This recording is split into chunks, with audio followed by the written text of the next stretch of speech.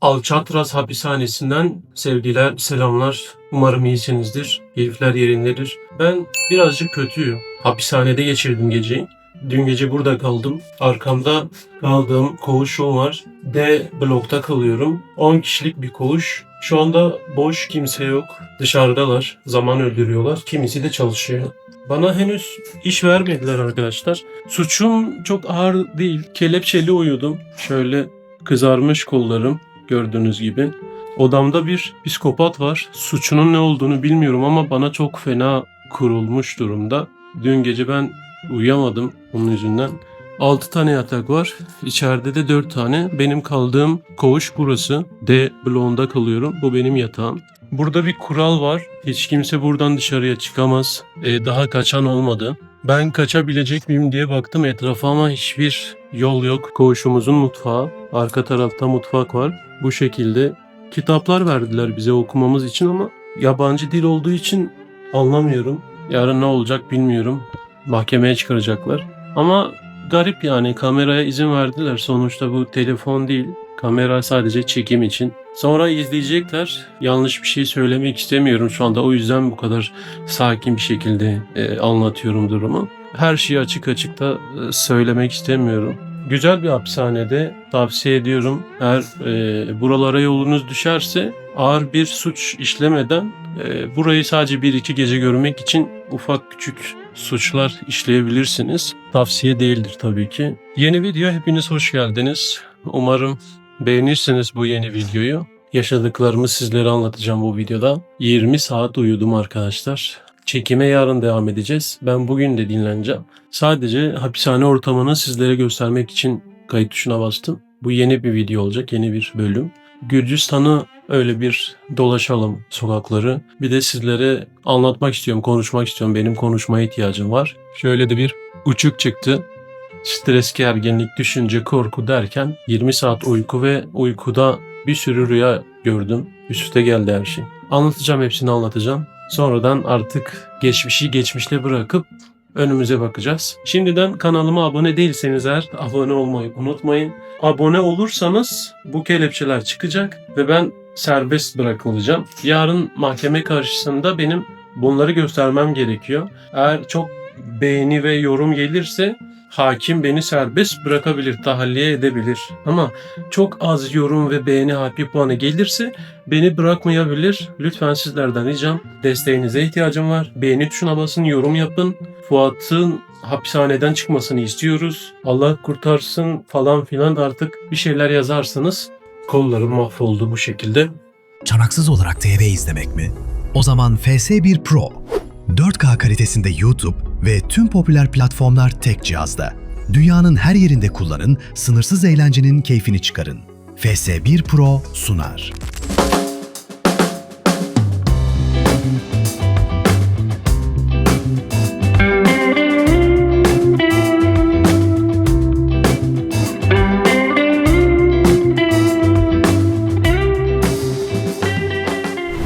Evet arkadaşlar, hostelden çıktım. Bugün böyle bir spontane bir etrafı dolaşacağım. Yani ben dün de bayağı bir dinlendim. Aslında bugün de tekrardan dinlenmeyi planladım. Hatta bugün böyle bir kendime daha bir şey yapayım, plan proje yapayım, nereleri gezelim, ne yapalım diyerekten yatmayı düşündüm, dinlenmeyi düşündüm de zaten ben buraya gelip buraları gezecektim. Planım var, rota var. Ama şu anda bu videoda bakıp o plana göre gitmek istemiyorum. Öncelikle SIM kartını çözmem gerekiyor. Benim aldığım SIM kart çok kötü, interneti çok kötü ve hostelde elektrik kesintisi oluyor 2 gündür. Herhalde bir çalışma var, bilmiyorum. İnterneti de çok kötü. Eğer bu hosteli kullanmayı düşünüyorsanız Gürcistan Tiflis'te internetin kötü olduğunu bilin arkadaşlar. İnternet kötü. Ona göre hostele gidin, orada kalın. Ben cezayı bir önceki videoda ceza yedim, zaten izlemişsinizdir. Burada yedim. Şu karşıdan karşıya geçtim. Bakın bir kişi daha geçiyor, görüyor musunuz? Bak, bir kişi geçti. O ceza yer mi yemez mi bilmiyorum. Polis yok şu anda. Olsaydı ceza yerdi belki. Burası meydan mı yol mu onu da bilmiyorum. Hani şu karşıya geçeyim bilmiyorum. Bak biri daha geçiyor. Ya tamamen şanssızlık. Hep üst üste geldi. Ben de o kadın gibi, o adam gibi oradan karşıya geçtim.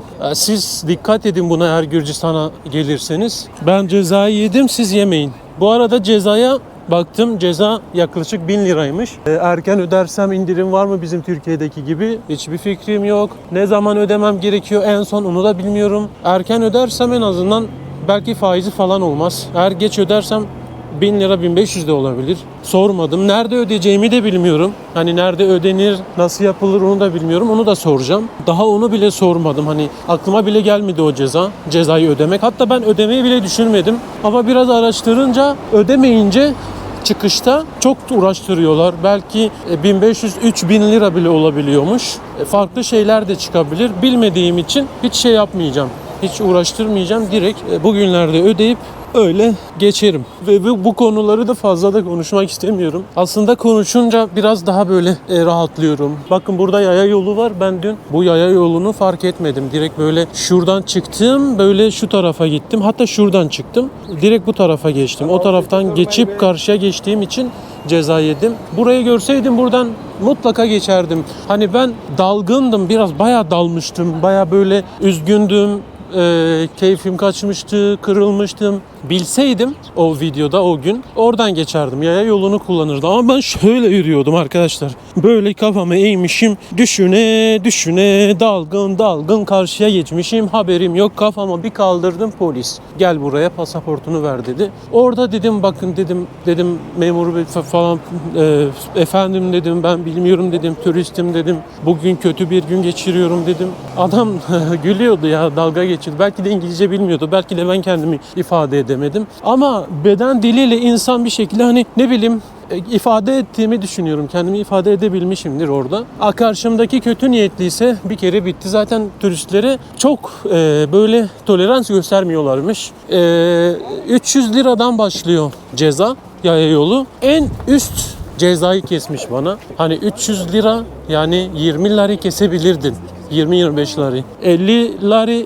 50 lira falan aynen. En üst cezayı kesmiş bana beyefendi. Bu kötü oldu. Şu anda böyle bir yere çıktım. Etrafımdaki ev yapıları, binalar güzel. Yani dikkatimden kaçmıyor değil. Burada bir kilise var. Burada da bir katedral kilise var. Geçen sene gelmiştim. Bir yıl geçti. Bu sefer ben hani bildiğim yerleri değil de böyle bilmediğim yerleri, özellikle Türk köylerini gezmek istiyorum.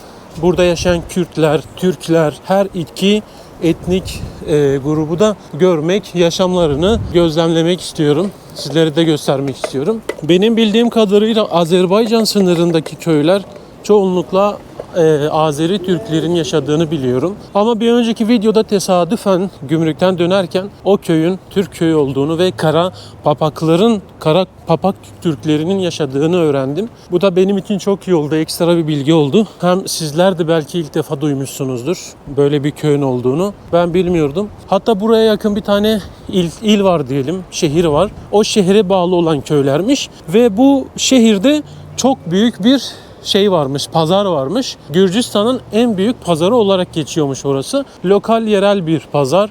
Güzel bir pazar olduğunu söylediler. Hatta arkadaş vardı benimle, bir önceki videoda gördünüz zaten onu. Eldar diye. O arkadaşla inşallah yarın veya sonraki gün buluşup oraya gideceğiz. O da oraya gelecek. Şöyle bu taraflarda da exchange, hediyelik eşya satan dükkanlar var. Kıyafetler, şapkalar. Turistlerin ziyaret ettiği bir yer burası. Bir lokasyon.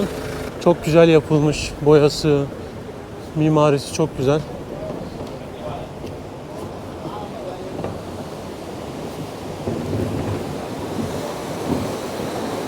Burada böyle şeyler var. Kilit şeyler var. Asma kilitler var. Her gelen çiftler buraya bunları böyle yapmışlar.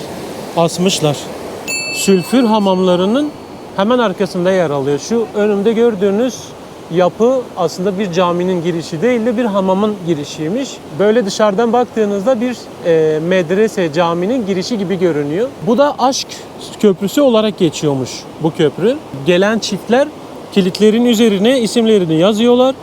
Bu köprüye asıyorlar bu şekilde. Bu da aşklarının ve bağlılıklarının sonsuza kadar kilitli kalacağını sembolize ediyormuş. Burada da abiler kilitler satıyor. Şu kilitlerden satıyor böyle bu şekilde. 30 lari değil mi? 30 lariye satıyor böyle bir kilidi. İsterseniz isim yazıyor buraya. İsimlerinizi yazıp oraya asıyorsunuz. Burası Türk çayı var burada, biliyorum. Türk restoran değil mi? Eyvallah. Kolay gelsin. Türk restoranı. Efendim? Hem Gürcü mutfağı hem Türk mutfağı hem de Türk kahvesi var sanırım. Hem de Türk çayı var. Ben geçen sene burada çay içmiştim. Eyvallah. Teşekkür ederim inşallah. Burada böyle Tiflis İstanbul'da yazıyor restoran. Burada hem abinin dediği gibi Türk mutfağından yemekler var hem de çay, kahve vesaire var. Şu anda bazen böyle bir videoda dalıp karşıya geçiyorum ama burada burada da ceza yemezsin ya. Buradan nasıl karşıya geçeceksin? Düşünsene yaya yolu 1 kilometre veya 500 metre ileride. Senin buradan şu karşıya geçmen gerekiyor ve geçemiyorsun. Tamam, kural, disiplin olsun bir ülkede, bir şehirde. Fakat birazcık tolerans göstermelerini beklerdim. Turist ilk defa falan. Hemen ceza, en küçük cezayı yaz abi. 10'ları yaz, 20'leri yaz. 200 lira, 300 lira koymaz, bir yemek parası olur. Bir hostel parası ama ben 3 gece hatta belki 4 gecelik bir hostel parası ödedim. Ödeyeceğim. Daha ödemedim de ödeyeceğim.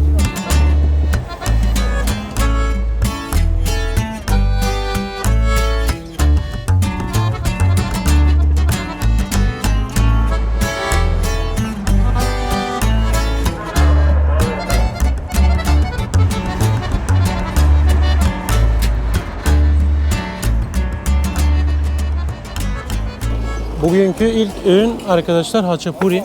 Şöyle haçapuri istedim kendime. Peynirli bu. Ben bazı haçapuriler domuz eti de olabiliyor. Normal et de olabiliyor. Tavuklu da olabiliyor. Bunun tanesi 4 lari. Suyla beraber 5 lari ödedim. Yani bu da 85 liraya tekabül ediyor. 85 liraya kahvaltı yapabiliyorsunuz. Böyle güzel bir caddede. Her yerde zaten her tarafta restoranlar var. Bak, İran restoranı bile varmış karşıda. Daha yeni gördüm. İçecekler var, market var, işte elektronik eşya satan yerler, hediyelik eşya satan yerler, internet satan bir telefoncu var. Exchange her yerde var. Her yerde exchange bulabiliyorsunuz. Burada da aynı şekilde hamur işi ve burada da var. Samsa da satıyorlar. Ben samsayı bilmiyordum. Samsa da varmış orada. Şöyle, umarım kamera düşmez. En son geçen sene yemiştim haçapuriyi. Afiyet olsun. İçini dolduruyorlar burada.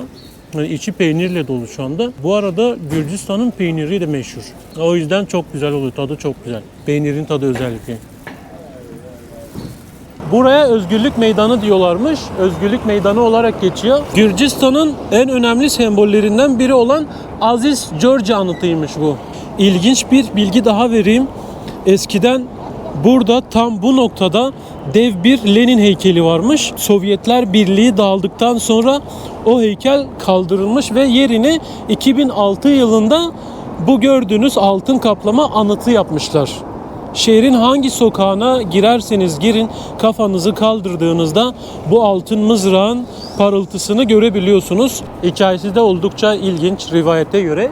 Elindeki mızrakla bir ejderhayı etkisiz hale getirmiş o dönem. Böyle de bir anıt yapmışlar, heykel yapmışlar anısına.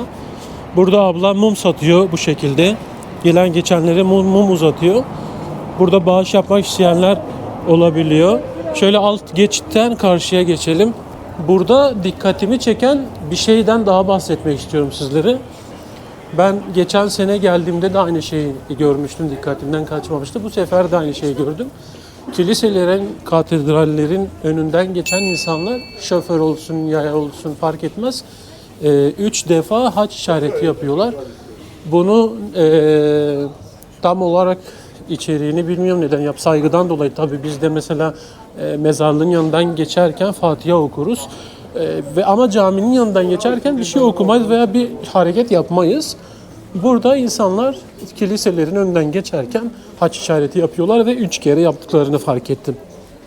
Ve hiç kimse de kaçırmıyor, yolcular da dahil aynı anda yapıyorlar. Bu da çok ilginç. Dinlerine olan bağlılıklarını bu şekilde göstermiş oldular. Genellikle buradaki alt geçitlerde boş göremezsiniz. Sürekli böyle bir küçük dükkanlar, hediyelik eşya satan yerler yapmışlar. Ya market, küçük bir bakkal oluyor ya böyle hediyelik eşya oluyor, telefoncu oluyor ya da bir sürü şey yapıyorlar.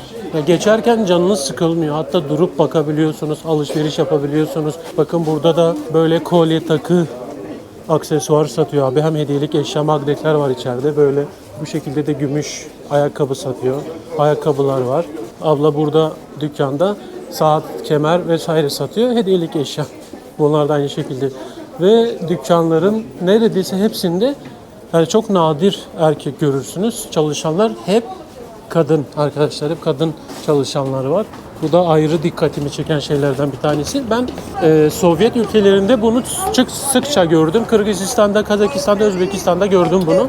Pazarlarda, çarşıda, her yerde kadınlar çalışıyor. Ve şöyle bir şey de söyleyeyim. Ermenistan'da bunu fark etmiştim. Çiçekler çok yaygın, güller, çiçekler. İnsanlar öylesine bile arkadaşına çiçek, gül alabiliyor. Yani illa bir anlam taşımasına gerek yok. Tabii güllerin ve çiçeklerin farklı anlamları var. Ama sevgililerine götürüyorlar buluşmalarında vesaire. Küçük bir hediye olsa bile götürüyorlar veya küçük bir çiçek, gül götürüyorlar. Götürmedikleri zaman da trip yiyorlarmış.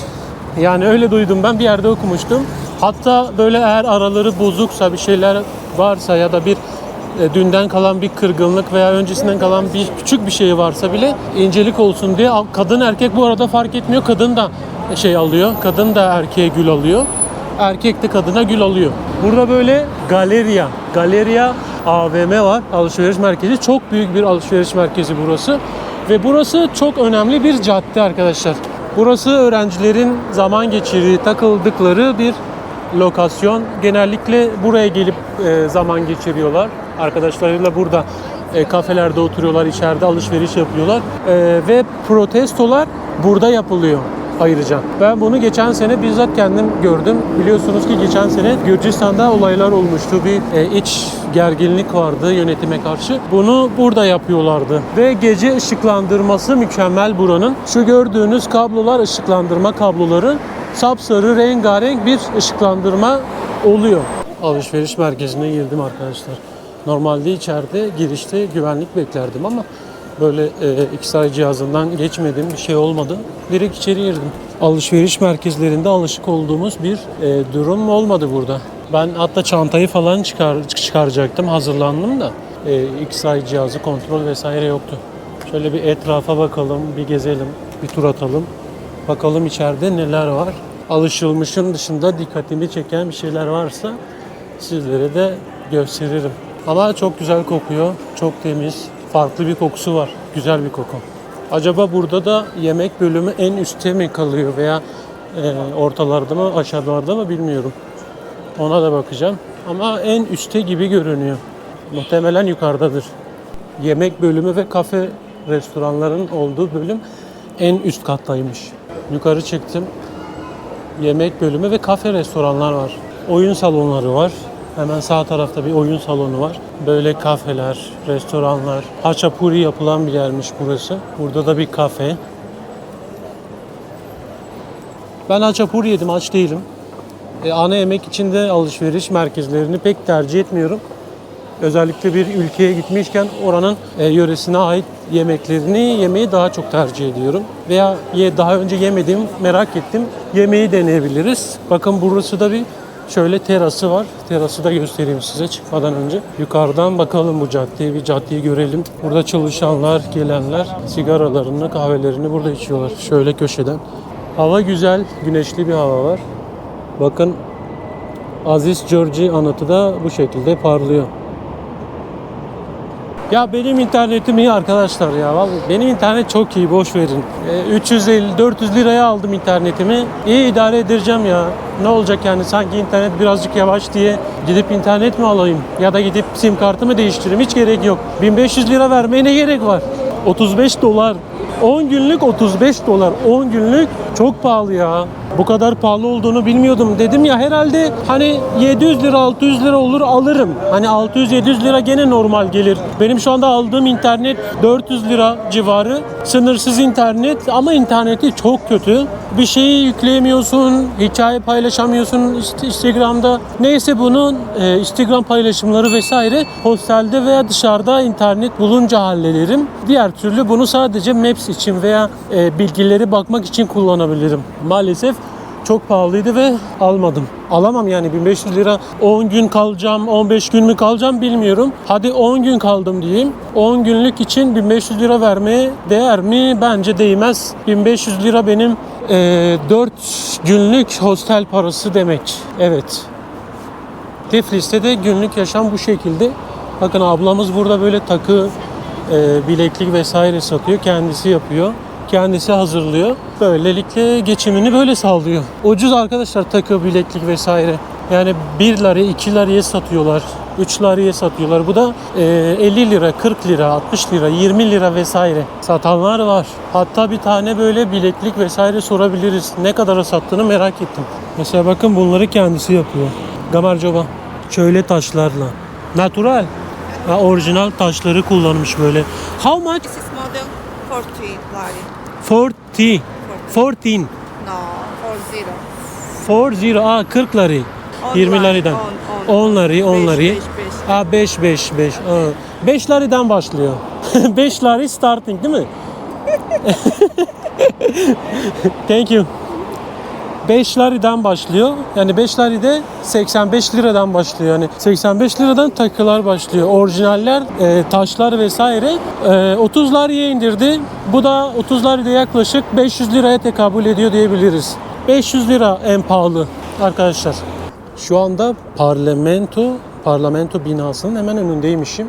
Bu arkamda gördüğünüz cadde Rustaveli Caddesi olarak geçiyor. Ünlü bir cadde dediğim gibi. Protestolar her şey burada düzenliyor. Bu önümde gördüğünüz 1989 tarihindeki Tiflis katliamında hayatını kaybedenleri anmak için dikilmiş. Çoğu kadın ve öğrenci hayatını kaybetmiş. Onların anısına böyle çiçekler, güllerle anlıyorlar hayatını kaybedenleri. Gürcistan'ın ve Gürcülerin çok özel ve önemli bir gününe denk geldik. Hem hüzünlüler hem de gururlular arkadaşlar. Ben birazcık okudum. Bunu bilmiyordum. Dediğim gibi 1989 yılında bağımsızlığının kazanması için, bağımsızlığı ilan etmek için böyle bir protesto yapılmış. Kadın, genç, erkek vesaire fark etmeksizin herkes buraya protesto yapmaya geldi. Tam şehit edildikleri ve öldükleri yermiş burası. O yüzden anısına o şeyi yapmışlar, taşı yapmışlar, anıt yapmışlar. Fotoğrafları vardı gördüğünüz gibi. Her gelen gençler, öğrenciler, genç öğrenciler, yaşlı kadınlar vesaire gelip çiçek bırakıyorlar. Bilmeyen çocuklara da bunu anlatıyorlar. Hatta orada böyle bir kadın çocuğunu getirmişti sanırım. Çocuğa anlatıyordu işte böyle böyle oldu. Hikayesini anlatıyordu. Neden böyle bir şey yapıldığını anlatıyordu çocuğa. Bir de dediğim gibi ilginç olan şu da 2 yıl sonra Gürcistan bağımsızlığını ilan ediyor. Yani 1991 yılında Gürcistan bağımsızlığını ilan ediyor. Ve bu yüzden daha da bir anlamlı oluyor bu yer, bu şehit olanlar. Büyük bir trajedi yaşandı o dönem arkadaşlar. Birçok insan o dönem bu özgürlük yolunda hayatını kaybetmiş. Güzel bir deneyim oldu benim açımdan. Bunu görmüş oldum en azından ve bunu bilmiş oldum. Bilmiyordum. Gezerken öğreniyor insan. Görüyorsunuz. Sizler de benim gibi öğreniyorsunuz, görüyorsunuz. Ben hani önceden bildiğim bir şey değildi. Belki sizlerin de bildiği bir şey değildir. Sizler de ilk defa şahitlik ettiniz buna benle beraber.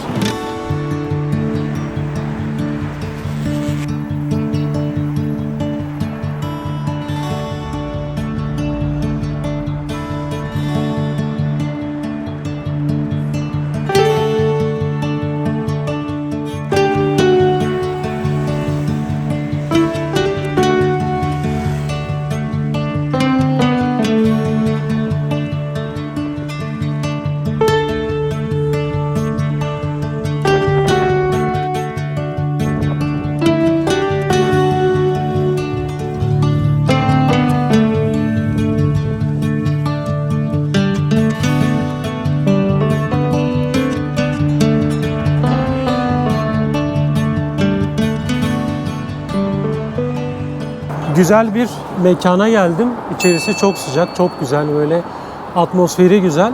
Otantik bir havası var. Bir espresso istedim arkadaşlar. Burada bir kahve içelim, espresso içelim. Ondan sonra devam ederiz. Fiyatını sormadım. Geldiğinde fiyatını soracağım. Ne kadar olduğunu bilmiyorum. Direkt bir tane espresso istedim. Siz beni düzelttiniz. Espresso diyormuşum videolarda. Farkında değilim espresso dediğimin. X çıkıyor yani dilimde cümle olarak kurduğumda kelime olarak espresso olduğunu biliyordum ama nedense videolarda hep espresso diyerek yanlış telaffuz etmişim. Böyle güzel bir mekan. Bakalım espressosu nasıl, tadı nasıl görelim. Şöyle espresso geldi. Espresso diyorum hala. Espresso geldi. İçelim bakalım. Küçük istedim. Yani çok kahveyle aram iyi olmadığı için böyle ufak şeyler içiyorum ve bu arada sütlü kahve içemiyorum ben. Neden içemediğimi de bilmiyorum. İçtiğim zaman elim ayağım titriyor. Hani aşırı acıkıyorum. Onu çözemedim. Ben de sade Türk kahvesi ve espresso içiyorum. Bunlar dokunmuyor bana. Daha çok böyle kendime getiriyor diyebilirim. Beni kendine getiriyor. Afiyet olsun. Buraya niye oturdum? Hem Wi-Fi internetini kullanacağım buranın hem de telefonumu şarja taktım. Hostelde 2 gündür şey oluyor, elektrik kesintisi oluyor. Elektrik yoktu. Bence mecburen dışarıda şarj edeyim dedim. Hani gidersem belki gene elektrik yoktur. Her ihtimale karşı telefonumun şarjı en azından olsun. Akşam ama elektrik gelir muhtemelen yani. Dün akşam da geldi. Bu akşam da gelir. Bir çalışma var elektrikle ilgili bilmiyorum. Öyle söyledi bana hostel sahibi. Ve espresso'nun fiyatını sormadım. Artık çıkınca sorarım. Sizlere de bilgisini veririm. Yine unuttum. Wi-Fi şifresi isterken unuttum. 100 lira ödedim espresso, yani 6 lariye tekabül ediyor. Bu da $2,5 diyebiliriz. Aynen 2.40 kuruş, 40 sent diyebiliriz ona. Yani 100 liraya tekabül etti bir tane kahve. Haydi gidelim. Ellerim dondu dışarıda böyle oturunca, soğuk ama içerisi sıcak. Keşke içeride otursaydım. Olsun, telefonumu şarj ettim. En azından %80 yapabildim. %30'dan %80 oldu. Yaklaşık 1 saat oturdum. Arkadaşlar ben yedim, siz yemeyin. Eğer yayalara kırmızı yanıyorsa sakın geçmeyin. Bunda da ceza yiyebiliyorsunuz. Polis varsa direkt kolunuzdan tutar. Ben yedim, siz yemeyin. Uyarayım yine de. Aman diyeyim size. Hem Instagram'da anlık olarak da paylaşıyorum bunları anlatıyorum. Şu an kırmızıya geçmememiz gerekiyor ama kırmızıdan sonra yeşil yanarsa geçebilirsiniz. Araba isterse araba geçsin, araba ceza yer. Buna dikkat edin. Şuradan mesela karşıya geçerseniz ceza yiyorsunuz. Çok kısa olduğuna bakmayın, hani 1 metre 2 metre hiç fark etmiyor. Direkt cezayı kesiyorlar, affetmiyorlar. Şurada bir katedral, kilise var. Buradan çok güzel görünüyor. Böyle bu cadde oraya bağlanıyor. Bayağı yukarıda bir kilise. O da Azeri. Azeri. İsminiz ne sizin? Firuze. Firuze. He. Ablanın adı Şeker arkadaşlar.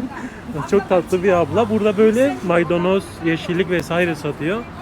Bu da burada yaşayan Azerilerden, hani burada çok köy var değil mi? Çok köy var. Azerbaycanlı hepsi, Azeri Hepsi Türkleri. Azeriler. Kaç yıldır buradasınız? Doğma büyüme. Doğma büyüme. Sizin orada. atalar? Ata da buralıdır. Ata da buradaydı. Yeri, nene, baba hamısı buralıdır. Göç etmediler. Yok. Sürgün etmediler. Yok. Burada kaldılar. Ha, çok güzel. Yaşamlarınız nasıl? Çok güzel. Güzel değil mi? Ben- Burayı seviyor musunuz? Beni adam vatanını sevmezsen. Evet, evet. Beni herkes ile. Ben de bunu seviyorum. Türkiye'ye hiç gittiniz mi? Gittim ben çalışmaya gittim. Ne zaman?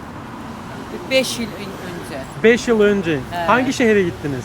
İstanbul'a. İstanbul'a. Nasıl, güzel miydi? Çok güzel. İlk defa mı gitmiştiniz o İlk dönem? defa gittim. İlk defa. Sonra daha gitmediniz. Özlüyor musunuz? Benim. En çok hangi yemeklerini? Her şeyi. Her şeyini.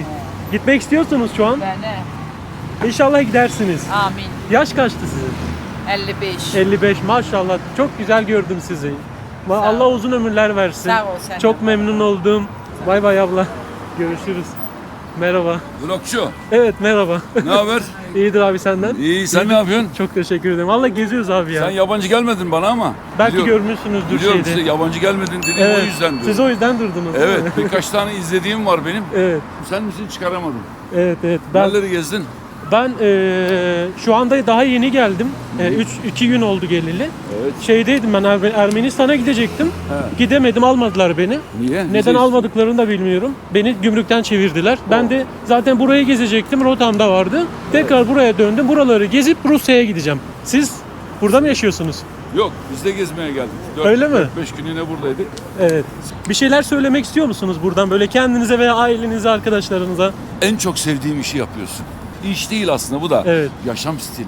Devam et. Benim önce hobimdi, sonra işim oldu. Yaşam stili. Evet. Benim gençlikten beri hayalimdi bu. Ama emekli olduktan sonra fırsatı buldum. İmkan ve olanak dahilinde eşimle birlikte geziyoruz. Ama nihayetinde geziyorsunuz. Evet, Avrupa'da birçok ülkeye gittik. Evet. Buraya kaç sefer geldik. Yunanlı kardeşlerimizle beraber geldik. Onlar O önde ikisi gidiyorlar Yunanlı. sanırım. Evet. Sağ taraftaki Evet. eşim el sallayan. Merhaba.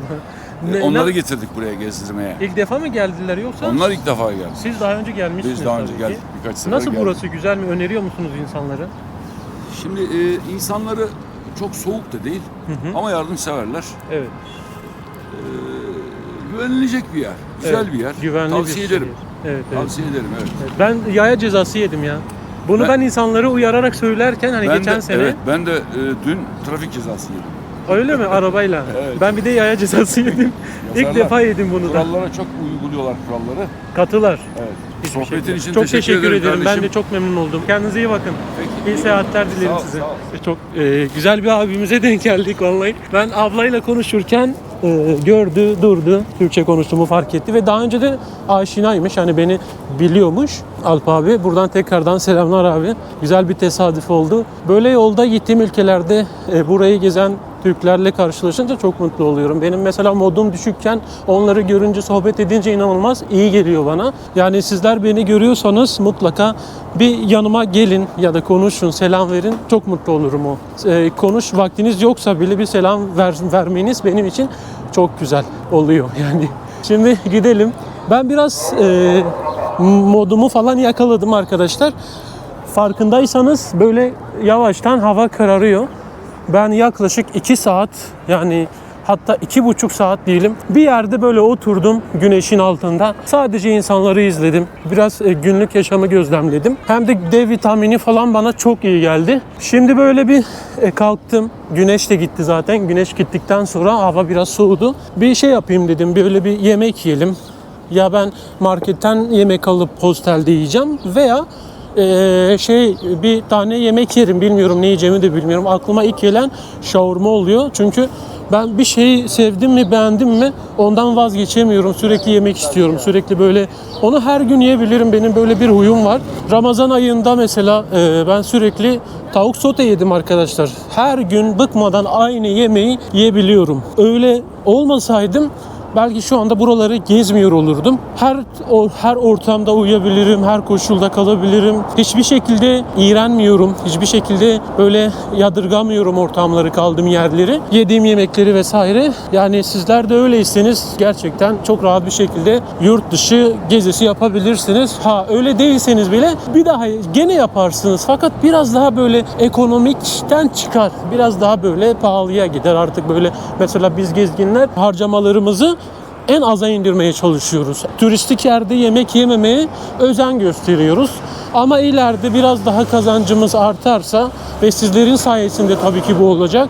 Beğenirseniz, abone olursanız, yorum yazarsanız ve hype puanı verirseniz bu kazanç artar ve ben daha güzel yemekler yiyeceğim. Ayrıca gittiğim yerlerde, özellikle böyle köylerde vesaire yaşamları kötü olan insanlara yardım etmek istiyorum. Fakat benim sadece cebimden çıkan ufak şeyler, bunları çok göstermiyorum. Hani çok öyle göstereyim de görsünler, şey yapayım gibi bir şeyim olmadığı için, bir düşüncem olmadığı için hani insanlar da yanlış anlamasın. Ben sürekli para veriyorum, bunu videoya gösteriyorum ve karşımdaki kişi rahatsız olabilir. Rahatsız olmaması için kamera dışında yardımlarım oluyor. Gittiğim köydeki, dağda yaşayan insanlara, çocuklara hani elimden geldiğince buna dikkat ediyorum, özen gösteriyorum. Onları da rahatsız etmeden küçük bağışlar yapmaya çalışıyorum. Ama şöyle bir sınırım var benim. Dilenen insanlara çok böyle yardım eli uzatmıyorum, vermiyorum. Sizler de yapmayın bunu, özellikle çocuklara vesaire. Fakat yaşlı görünce bunun elimden olmuyor. Yaşlı görünce dayanamıyorum.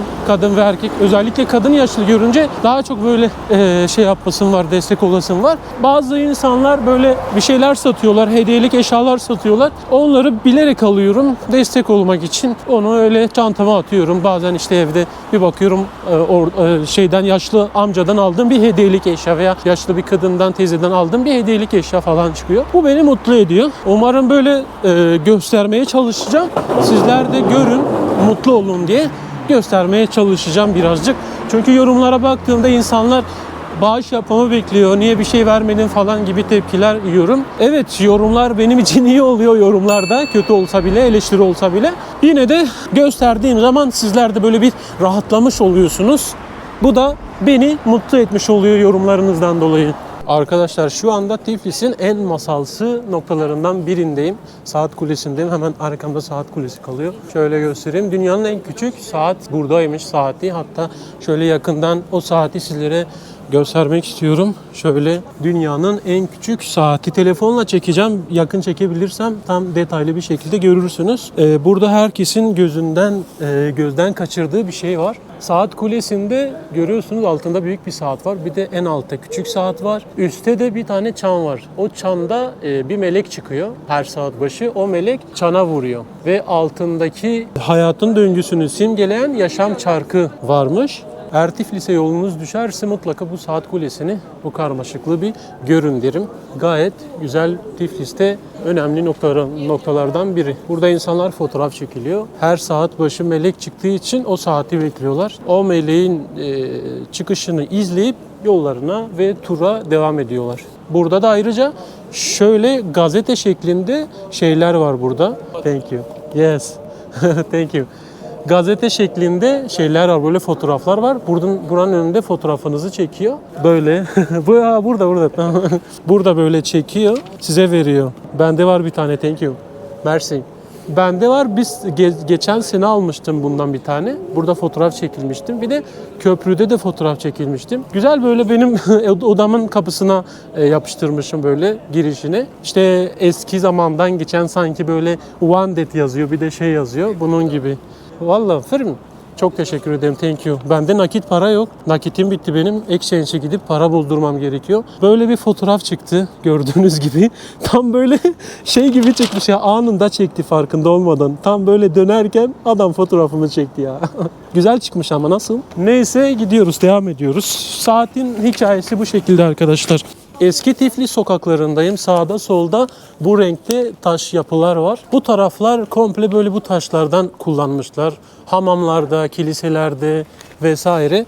Ama karşı tarafa geçtiğinizde o taşların birazcık değiştiğini fark edebiliyorsunuz. Bakın şöyle bir yer var. Burası bir restoranmış. Çok güzel. Şöyle göstereyim hemen hızlı bir şekilde. Gayet otantik, güzel bir yer. Devam edelim.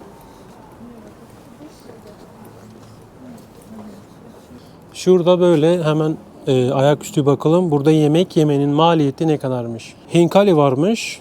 10 tane 25 larıymış 10 tanesi. Bu hinkali zaten ucuz, bilginiz olsun. Şöyle etli bir şey var. Burada sebzeli bir etmiş. Georgian, yani Gürcistan yemeğiymiş bu tabak. Domuz mu değil mi? Tam emin değilim şu anda. Yok, domuz değilmiş. 87 lira. Yani bu da yaklaşık 1300 lira diyebiliriz. 1300-1200 lira bir tane tabağı. Burada da böyle bir kupali diye bir yemek var. 30 liraymış. 300 gram. Devam edelim. Zaten ilerleyen videolarda güncel bilgileri sizlerle paylaşacağım. Fiyatları vesaire. Onları göreceğiz. Ben de merak ediyorum. Geçen seneden neler değişti? Böyle bir yemek market turu yapabiliriz. Fiyatları sizlere gösterebilirim. Hem de buraya gelmek isteyenler için de çok iyi olur. Benim son fiyatlardan haberim yok. Buraya gelirken güncel video görmedim. Kendim bizzat gelip görmek istedim. Ortalama fiyatlar aynı gibi sanki. Ama dolar burada da yükselmiş. Bilginiz olsun, birazcık yükselmiş. Ben geldiğimde O zamanlar 220 miydi, 210 muydu o civarlardı. Ama şu anda 268'ten hesaplanıyor. 1 dolar 268 yani 2.68 liraya tekabül ediyor. Arkadaşlar doları 100 doları 3 günde bitirdim. Şöyle buradan bir 100 dolar bozdurmaya geldim. Ben önceden 100 doları 268'den bozdurmuştum. Şu anda başka bir yere geldim. Acaba yanlış mı yaptım şu anda? Bir dakika. Ulan 248'i ben dolar sattım. 268'e satmalıyım. 268 değil mi? Orada daha iyi değil mi? 2 lira fark var. Orada 268 yani fark. Ben oraya gitsem 268 yazıyor. Ya benim matematiğim o kadar zayıf ki. Bakın şöyle doları 2.700'den alıyor. Yani 2.7'den alıyor. Haliyle doları ucuz almış oluyor. Ama satışı doları şöyle söyleyeyim. Onların dolar satışı 2.7. Ama bizim dolar satışımız 2.68. Yani 2.6, 2.7. Doları pahalı satıyorlar 2.7'ye, ucuz alıyorlar. Yani 2.68. Fakat burası 2.47, 2.40 diyelim, 4 diyelim. 20 liraya oynuyor. Yanlış değilsem. 20 liraya oynuyormuş. Şöyle bir başka yere geldim. Hemen yan tarafta. Merhaba, Gamarcoba. 100 dolar, 100 dolar, 280. Bu değil mi? Okey. 2.68 yani şöyle göstereyim. Yani bilenleriniz bir yorum yapsın. Doğru mu yaptım şu anda? Doğru yaptım herhalde ya. Az verecekken burada daha fazla alıyorum. Evet. Tamam. Pasaport veriyorsunuz bu arada. Okey. Her yerde pasaport istiyorlar. Dolar bozdurduğunuzda pasaport veriyorsunuz. Bu da dolandırıcılığın önüne geçiyor. Bazen sahte dolarlar falan çıkıyor. Sonradan sahte çıkabiliyor sizi bulmak için. Şimdi buradan 268. Tabii ya, tamam. Okey, sıkıntı yok. Çok basit ya. Burada 247 alıyordum. Buraya geldim 268 alacağım. Yani 20 liraya oynuyor. İyi ki buraya geldim. Şöyle paraları göstereyim sizlere. 5 liraya arkadaşlar. Bizim 85 liramız diyebiliriz buna. Böyle 20 lirayı yaklaşık 85 ise bu. 4 tane 85 işte. O da yaklaşık 380 falan civarı. Şu anda net olarak hesaplayamıyorum. Şöyle paraları göstereyim size. 50 lirayı. Değerli bir para. 50 lirayı. Az değil. 850 civarı bir şey yapıyor. Şimdi bir markete gireceğim. Orada hazır yemek varsa oradan bir yemek alacağım. Eğer fiyatı uygunsa tabii. Ona göre bakalım bir. İçeriye giriyorum. Gamarcoba burada maalesef yokmuş. Başka bir yere bakacağım. Böyle genellikle bizim Türkiye'deki büyük marketlerde oluyor. O küçük 3 harfli marketler gibi marketlerde oluyormuş. Fakat burası diyor bakkal gibi düşünebilirsin ama büyük bir market. Ha, burada varmış arkadaşlar, bakın. Şöyle göstereyim. Böyle bu tür hazır yemekler var. Bakın 7 liraya bu yemek var. Şöyle tatlı da var içinde. Fasulye, kuru fasulye. Sandviçler var. Sandviçlerin fiyatını göremiyorum. Şöyle etli bir yemek var. Fiyatı yazmıyor. Ha, fiyatı buradaymış. 5 lira yani 85 liraya bunlardan, hazır yemeklerden alabiliyorsunuz, sandviçlerden. Ama benim istediğim paketli olanlar, bu tarzda paketli olan yemekler olması gerekiyor. Bunun gibi yani. Mesela bu da güzel aslında, kötü değil. Fena sayılmaz ama doyurucu değildir. Çok küçük. Yani genel fiyatlar bu böyle arkadaşlar. Çok böyle market fiyatlarına girmek istemiyorum. Girersem buradan çıkamayız. Ona özel video yapacağım. Sevenleriniz var bu konuda. Bu market ve genel fiyatları sevenleriniz varmış. Hatta isteyenler var, sürekli gittiğim yerlerde özellikle bir video bunun için istiyorlar. Ben bulamadım bir şey. Bu sandviçlerden almayı düşünüyorum. Bunu hem postalde de ısıtabilirim. Şöyle kaşarlı, tavuklu bir şey. Tavuk var üstünde. Bundan emin olabiliriz. Fakat bunun üstünde şey yok. Bir şey yazmıyor. Bakayım, bu da tavukmuş. Eti farklı. Gördüğünüz gibi tavuk. Bunun fiyatı 5 lari. Şimdi ben şöyle yaptım. 2 tane o tavuktan aldım. Bir tanesi çıtır tavuk, bir tanesi de normal döner tavuktu sanırım. Tam emin değilim. Öyle gördüm. Bir tane de içecek aldım. Toplamda 12 lari. Yani bir şavurma yesem 12 lariye küçük bir small şavurma yiyebilirim. Ama buradan 2 tane sandviç aldım. Bir de içecek aldım. 12 lari. Arkadaşlar şu anda kaldığım hostelde elektrik yok. Elektrik olmadığı için bunu kullanamıyorum. Ben de mecburen şöyle bir yöntem buldum. Tabii işe yararsa. Şunu ısıtacağım. Kaynadıktan sonra Bunu içine koyacağım. Kapağını kapatacağım. Haliyle böyle birazcık ısınmış olacak. Zaten bunu ısıtmamız yeterli oluyor. Mikrodalgada biliyorsunuz. Isındıktan sonra yiyebiliyorsunuz. En azından kaşarı erimiş olur. İçindeki soğukluk şey olmuş olur. Sıcak olmuş olur. Sıcak sıcak yeriz. Hostelde elektrik yok arkadaşlar, dediğim gibi. Yani elektrik kesintisi oluyor bu kaç gündür. Gece geliyor, akşam geldi dün akşamda. Bu akşam aynı saatte gelir mi bilmiyorum. Saat 9'da gelmişti. Bir saat var gelmesine, eğer gelirse tabii. Ben bunu bir ısıtayım, bir bakalım nasıl olacak, yiyebilecek miyim? Hep beraber görelim. Arkadaşlar şöyle bıraktım. Su iyice kaynadı, sonra böyle bıraktım. Buharda iyice ısınacak. No pause, no kiwi. Bakalım nasıl olacak. Biraz daha böyle ısınmasını bekliyorum. İyice şey oldu. Kapağını açarsam duman çıkar. Bakın dumanı görüyorsunuz zaten. Mikrodalga. Kendime mikrodalga şey yaptım. Yarattım. İyi ki gaz çalışıyor vallahi. Evet, açalım bakalım olmuş mu? Bayağı bir erimiş içindeki kaşar. Ama ekmek de erimiş. Biraz bekleteceğim. Ekmek bayağı bir erimiş ya. Hamur olmuş bildiğiniz. Bakın. Şöyle göstereyim.